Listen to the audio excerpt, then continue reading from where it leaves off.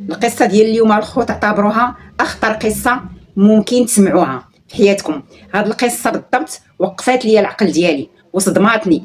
ملي سمعت الاحداث ديالها بقيت غير كنشوف وتصدمت بزاف، حيت ما عمرني في حياتي ما سمعت بحال شي قصه بحال هادي. عاودت لكم قصص وسمعت بزاف ديال القصص، ولكن ما عمرني سمعت بحال هاد القصه المرعبه. عمرني ما كنت كنتخيل تقدر توقع شي قصه بحال هكا في ارض الواقع. انا عارفه دابا كتقولوا خديجه حمستينا بزاف بهاد القصه او حتى لهاد الدرجه واعره، ولكن راه بصح هاد القصه راه واعره وحقيقيه، وكنتمنى تسمعوها مزيان وتتبعوا معايا مزيان حتى الاخر. بلا ما نزيد نطول عليكم اكثر، سيروا لشي بلاصه ترونكيل وسمعوا مزيان الاحداث ديال هاد القصه. بسم الله على بركه الله نبداو. القصه ديال اليوم معاودها واحد الاخ اللي سميتو المهدي. العمر ديالو 33 سنه.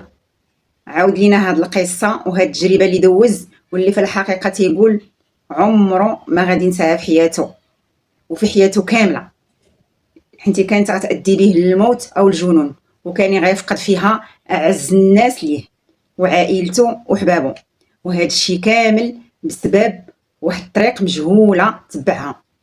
المهدي عاود لكم هاد القصه باش تاخذوا منها العبره والافاده، وما تمشيوش نفس الطريق اللي مشى فيها هو، واللي بطبيعه الحال ندم عليها هو واحد الندمه خايبه ليومنا هذا. قبل ما ندخلوا في الاحداث ديال القصه والتفاصيل ديالها، غادي نعاود لكم القصه على لسان المهدي، زعما انا هي المهدي، باش نقرب لكم القصه اكثر وتفهموها مزيان وتعيشوا معاها. هاد القصه تقريبا دازت عليها شي 10 سنين تقريبا، وبالضبط مني كانت عندي 22 سنه. في الحقيقه في هذا العمر هذا كنت كنعرف واحد البنت اللي سميتها ايمان. كنت كنعرف واحد البنت اللي هي طيبه والله عمرها دار، وكنت ناوي معاها المعقول. كانت كتجمعنا واحد العلاقه اللي نقيه وطيبه، وكنت ناوي الحلال انا وياها. كنا كنبغوا بعضياتنا بزاف وناويين نكملوا المستقبل ديالنا بجوج.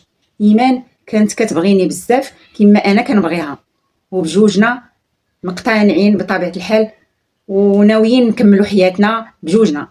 وتقريبا اكثر من عام وانا كنعرف ايمان، وبصح لقيتها واحد البنت اللي طيبه والله يعمرها دار وبنت دارهم. حتى لهنا كانت الامور كلها غاديه مزيان، كل شيء هو هذاك. وفجاه هاد الشيء كامل غادي تقلب غير بوحدو. ايمان غادي نتلاقى معها واحد النهار وغتقول لي بعد مني، ما بقيتش كنحملك. انا بطبيعه الحال سولتها علاش، شنو هو السبب، مالكي اشنو واقع، اشنو كاين.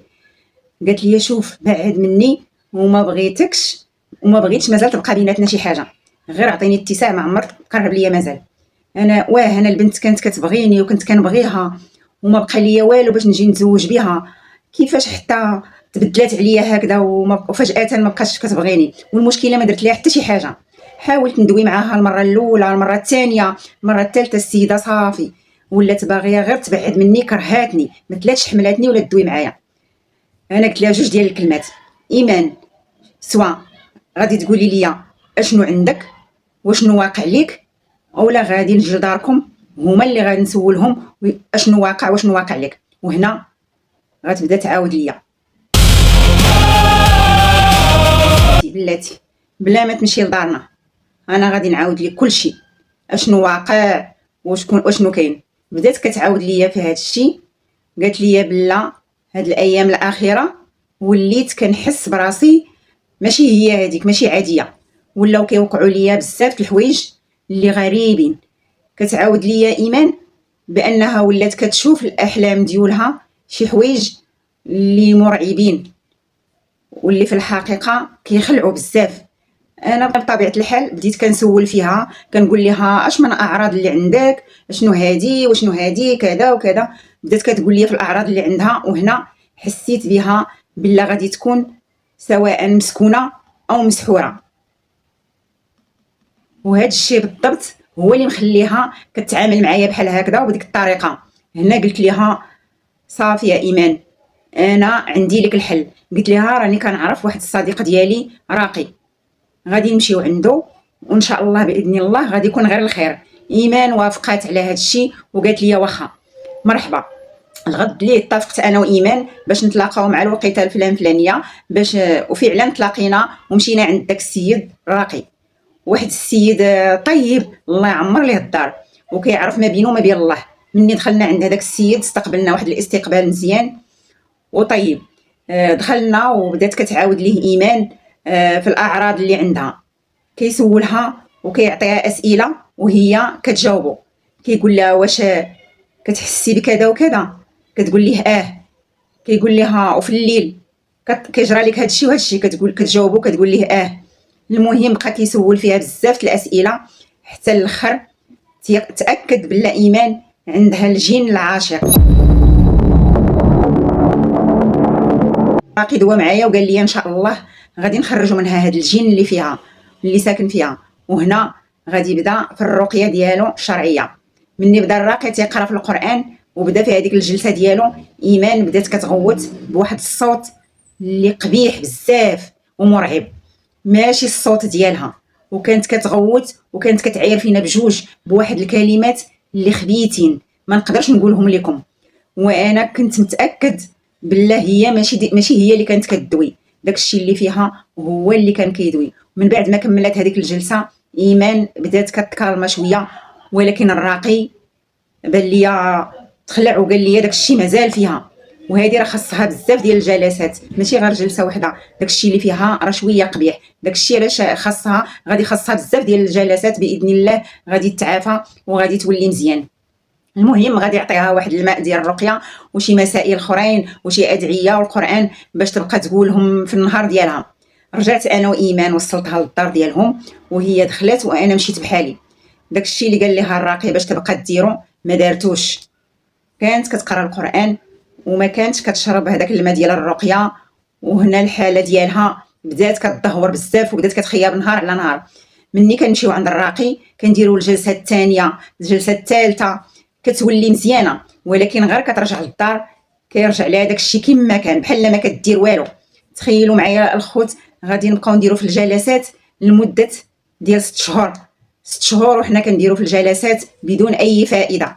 تخيلوا معايا ايمان ولات واحد البنت اللي خايبه، فقدات الجمال ديالها، ولات تحت عينيها كحل، شعرها بدا كيدبال وبدا كيطيح، ضعفت بزاف، ما بقيتش كتضحك، تسدات ليها الشهيه، يعني بحال قلتي هزيتي بنت وحطيتي بنت اخرى.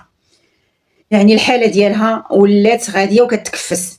انا الخوت بطبيعه الحال كنت كنبغيها بزاف وكنت قادر ندير عليها اي حاجه غير على قبلها، كنت واقف معاها باش تولي بخير وتشافى، غير باش نتزوجوا انا وياها على اقرب وقت ونديروا المستقبل ديالنا ونديروا عائله. ولكن الخوت هنايا هاد الفتره غادي تلقى اكبر صدمه في حياتي كامله.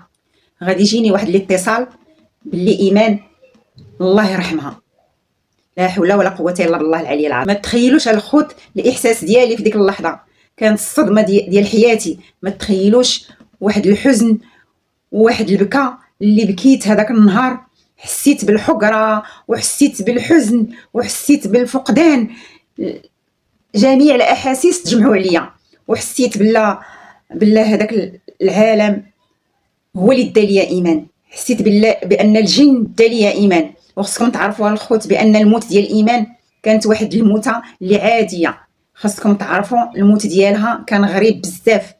ايمان الخوت ما ماتتش واحد الموتة اللي هي طبيعيه، ماتت مقتوله من طرف الجن. من طرف الجن كما سمعتوا. من بعد ما توفات غادي تدخل الشرطه باش تبحث في القضيه، ولكن ملي توصلوا شي حوايج حبسوا البحث وسالاو هذا الشيء كامل، لانهم عرفوا القضيه فيها كائنات اخرى من غير الانسان، يعني حبسوا البحث ديالهم. وحتى من هذاك الراقي اللي كان متبع معاها مني جا باش يشوفها حتى هو تاكد بالله ايمان ما ماتتش واحد الموتة اللي عاديه. هنا الخوت ما تخيلوش كميه الحقد والانتقام اللي كانت في قلبي. كنت باغي ندير اي حاجه باش ننتقم ليها وننتقم من هذاك العالم اللي ظلم ايمان. هي ما دارت لهم حتى شي حاجه، ما اذاتهم حتى في شي حاجه. علاش هما اذوها وداروا فيها هاد الحاله كامله؟ علاش قتلوها؟ هنا وعدت راسي بانني غادي ننتقم ليها وناخذ لها بالطار ديالها. وفي الحقيقه كان هذا القرار هو اخيب قرار غادي ناخذه في حياتي كامله، حيت ندمت عليه بزاف وباقي كندم عليه لحد الان. من بعد ما ماتت هذيك المراه اللي كنت ناوي معاها الحلال وناوي نكمل معاها حياتي وندير معاها عائله، هنا قررت بانني غادي ننتقم من هذوك الجن اللي قتلوها. كنت باغي ننتقم منهم غير باش نطفي هذيك النار اللي كاينه في القلب ديالي. وهنا قررت باش نولي راقي. هنا في الحقيقه مشيت نيشان عند واحد السيد اللي كنعرفه هو اللي كيدير الرقيه.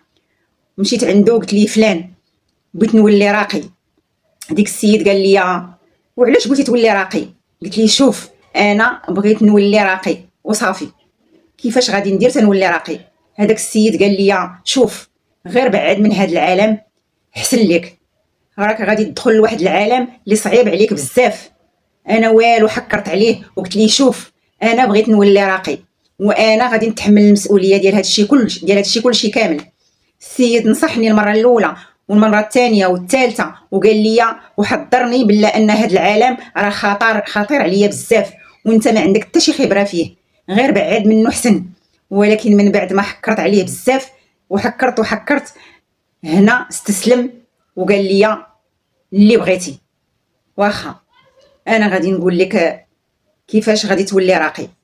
قال لي اول حاجه خاصك تعرف ان الرقيه الا بغيتي تولي راقي خاصك تدوز من بزاف ديال المراحل، ولا دوزتي هاد المراحل النتيجه غتكون سواء غتكون واحد الراقي اللي مزيان وكتعرف ما بينك وما بين الله، او غادي تولي واحد الساحر ودجال. وهذا الشيء من طبيعه الحال كيتعلق بالايمان ديالك. الا كان الايمان ديالك قوي راه غتكون واحد الراقي اللي مآمن بالله تبارك وتعالى وغتكون واحد الراقي صالح. اما الا كان الايمان ديالك ضعيف كون على يقين بالله تكون ساحر ودجال. انا قلت ليه بالله الايمان ديالي قوي بزاف وقادر انني نكون واحد الراقي اللي كيعرف ما بينه وما بين الله. اشنو غندير دابا؟ واش نحفظ القران كامل؟ هنا جاوبني وقال لي ماشي فقط غادي تحفظ على القران كامل وصافي راه غتولي راقي، لا، انما كاينين امور اخرى اللي خصك تدوز منهم. انا هنا سولته قلت ليه واشنو خصني ندير؟ وهنا الخوت فين غادي يصدمني وغادي يقول لي شوف المهدي فين ما يبان لك شي راقي متمكن عرف بالله راه عنده الخدام ديالو من الجن، وبالضبط الجن المسلم ماشي الجن اليهودي او النصراني او الجن الكافر، لا، عرف بالله عنده الخدم من الجن المسلم اللي كيعاونوه. وغير بين قوسين الخوت اللي خصكم تعرفوا ان هذا السيد اللي مشى عنده المهدي راه ما راقي ما والو، حيت كاينين بزاف الناس اللي كيسحاب ليهم راهم روقات ولكن هما راه ماشي روقات، غير كيبينوا للناس انهم روقات صالحين. بحال هذا السيد اللي مشى عنده المهدي ماشي راقي نهائيا، انما غير كيتظاهر بانه راقي ولكن في الحقيقه هو ساحر وما مبينش. مما علينا كما قلت لكم هذا السيد اللي مشى عنده المهدي راه ماشي راقي. هاد الامور كاملين اللي غادي يقول ليه راه ماشي ديال الروقات اللي كيعرفوا ما بينهم وما بين الله. المهم نكملوا القصه ديالنا. انا في الحقيقه هذا الشيء كامل كان جديد عليا واول مره كنسمع به. قلت ليه شوف السي الراقي، المهم انا هو عندي نولي راقي، دابا شنو خاصني ندير؟ هنا قال ليه اول مرحله غادي دير هي الاعتكاف. قال لي خاصك تعتكف في واحد المكان اللي هو خالي، اللي هي مده 40 يوم، يعني ما كان فيه غير الظلمه وما خصك تشوف فيه حتى شي واحد، غادي تكون فيه انت بوحدك فقط.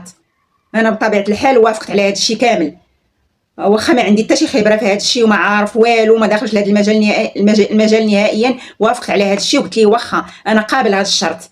هنا قال لي غدا غادي نتلاقاو باش نمشيو لواحد البلاصه في واحد المنطقه في الاطلس.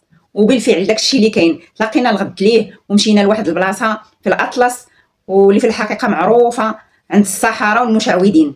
وبالضبط دخلنا لواحد الكهف اللي معروف عند عند الصحراء تماك، وبالضبط دخلنا لواحد الكهف اللي معروف عند الصحراء تماك. وصلنا حدا هذاك الكهف، وهنا قال لي هذاك خينا اللي كيقول انه راقي واللي في الحقيقه ما راقي ما والو، قال لي غادي تدخل لهذا الكهف وغادي تبقى فيه المده ديال 40 يوم، وديك الساعات كان قال لي خصك تجيب معاك الخبز والتمر والماء. انا بطبيعه الحال قبل ما نشد الطريق دويت مع مالين الدار وقلت لهم انا راه غادي مسافر مع صحابي، غادي نمشيو لواحد العروبيه ونقدر نخبر عليكم مده ديال شهرين، يعني ما تبرزطوش عليا وحتى لا عيطوا ليا وما جاوبتكمش راه ما غيكونش عندي الريزو لا والو. المهم انا غادي نمشي غير مع صحابي، غير كونوا هانيين وما تخلعوش عليا. من هنا لشهرين ان شاء الله راه غادي نرجع. يعني حتى دارنا كانوا مطمئنين عليا، حتى في الغياب ديالي مني غنكون في داك الكهف غيكونوا مطمئنين عليا على بالهم بانني راني مسافر مع صحابي في الباديه وبان ما كاينش الريزو. المهم ما علينا، نكملوا القصه ديالنا. ملي وصلنا لهداك الكهف هنا هذاك السيد اللي مسمي راسو هو راقي قال لي دابا خاصك تدخل. وبطبيعه الحال قبل ما تدخل لهذا الكهف كان عاطيني واحد الادعيه وواحد الايات خصني نقراهم مني نكون غادي داخل ونقرر ردد فيهم.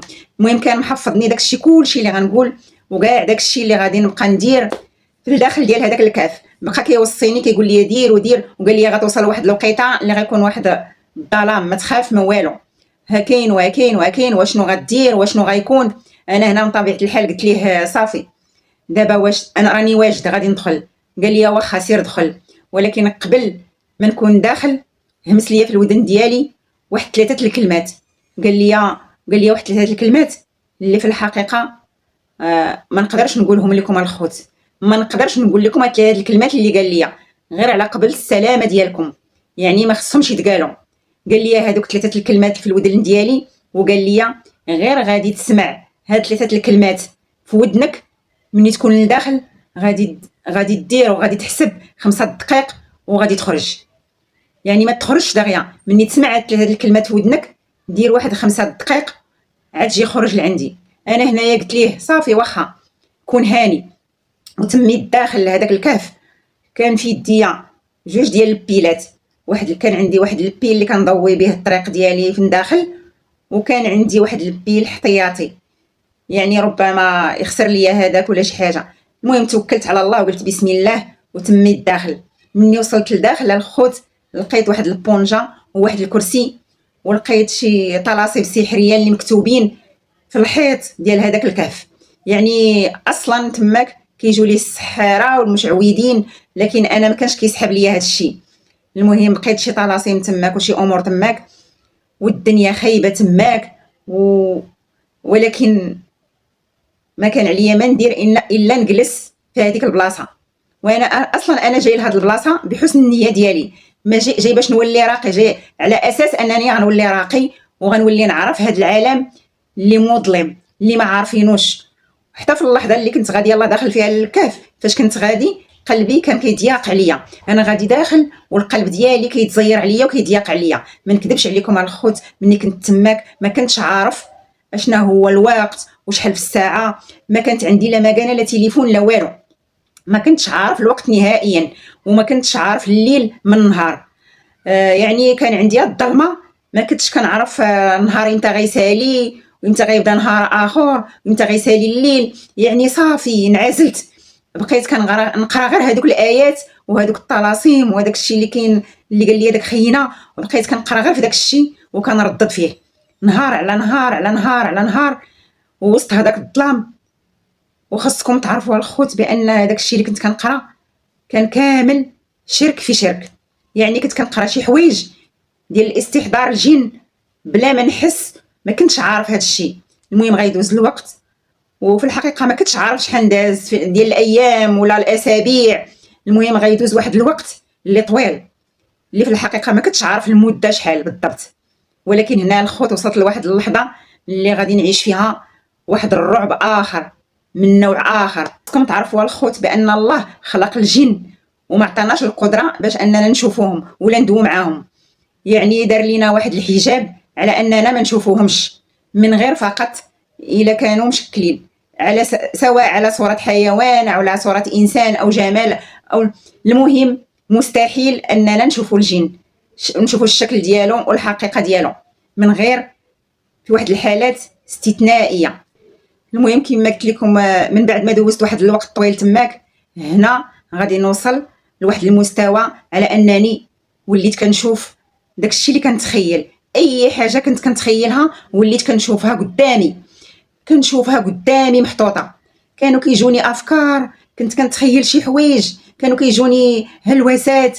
انتما راه عارفين الانسان ملي كيكون بوحدو في واحد الظلام وواحد المده طويله، وليت صافي ولات عندي هلوسه، وليت كنتخيل شي حوايج، يعني ما بقيتش انسان عادي. هنا بالضبط وليت كنتخيل شي حوايج، وليت كنشوفهم قدامي.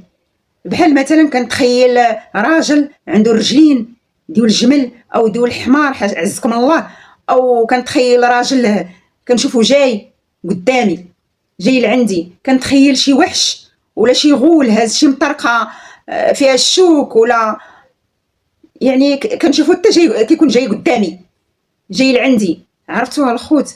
واش هاد الشيء كان من ناحيه الجن ولا كان العقل ديالي هو اللي كيتخيل هاد الحوايج؟ يعني ما كنتش متاكد بالضبط اشنو هاد الشيء. تخيلوا معايا الخوت، وصلت لواحد المرحله اللي عشت فيها الرعب ديال بصح، عشت فيها الرعب اللي ما تقدروش تخيلوه، لدرجه انني بعض المرات كنديرها تحت حاشاكم. كنت كنشوف شي حوايج وكنسمع شي حوايج اللي ما تقدروش تخيلوهم على بالكم. كندوي لكم على الرعب الحقيقي اللي شفت ديال بصح، ولكن مع ذلك الخوت بقيت صابر وما خرجتش. بعض المرات كنسخف، بعض المرات كنفيق، بعض المرات كنغيب، بعض المرات كنسمع شي حوايج وكنشوف شي اشياء كنتصدم حتى كنطيح. المهم بقيت مقاتل وبقيت تماك، بقيت على هاد الحاله حتى لواحد النهار اللي غادي نسمع هادوك 3 الكلمات اللي قال لي هذاك السيد اللي كيقول بانه راقي. سمعت هادوك 3 الكلمات اللي كيهمسوا ليا في ودني. كنت جالس في هذاك الكهف كما ديما في ديك الظلمه حتى سمعت هادوك 3 الكلمات. هنا هذاك السيد كان قال لي خاصك تحسب تقريبا 5 دقائق عاد تخرج، ولكن انا نسيت هاد القضيه، وبكثره هذيك الفرحه وهذاك الشيء نط وتمت غادي خارج كنجري. وخاصكم تعرفوا كان هذا هو اكبر خطا غنديرو في حياتي. واحد النهار من ديك الايام كنسمع دوك 3 الكلمات اللي كان قال لي هذاك السيد، سمعتهم فرحت، قلت صافي كملت 40 يوم. وجاتني صراحه بالزربه، فسمعتها انا نسيت خاصني نحسب الوقت، دوك 5 دقائق ولا 10 دقائق عاد نخرج. سمعتها خرجت كنجري من كثرة ديك الخلعه وديك الفرحه، وبديت كنسمع دوك الاصوات. خرجت. اش نقول لكم، قسما بالله العلي العظيم الا كنشوف واحد المنظر راه ما عمرني شفتو في شي فيلم ديال الخيال ولا قدرت انني نتخيلو. ما يمكنش، واخا نقدر نشرح لكم كل شيء. خاصكم تعرفوا الخوت اننا الله قلنا بسم الله في القصه ديالنا، والله قلنا بسم الله في الاحداث الخطيره اللي جايين. الخوت داكشي اللي جاي في القصه ما تقدروش تخيلوه وما تقدروش تصدقوه نهائيا. شي اشياء وشي احداث اللي غيوقعوا في قمه الرعب وما عمركم غادي تخيلوه. وخاصكم تعرفوا الخوت كما قلت لكم، يلا قلنا بسم الله في القصه ديالنا. هادشي كامل اللي قلت لكم غير كنوجدكم القصه واللي جاي ان شاء الله. ما عليكم الخوت كلكم الا ديروا لايك وتكتبوا شي تعليق، وان شاء الله غادي نحط لكم الجزء الثاني في اقرب وقت ان شاء الله. بغيت نشوف اكبر عدد ديال اللايكات، وما تسالوني الا نحط لكم الجزء الثاني في اقرب وقت ممكن. وما تنساوش الخوت كلكم ديروا لايك وتبارطاجيو مع الاصدقاء، وان شاء الله يكون خير. والسلام عليكم. كانت معكم خديجه.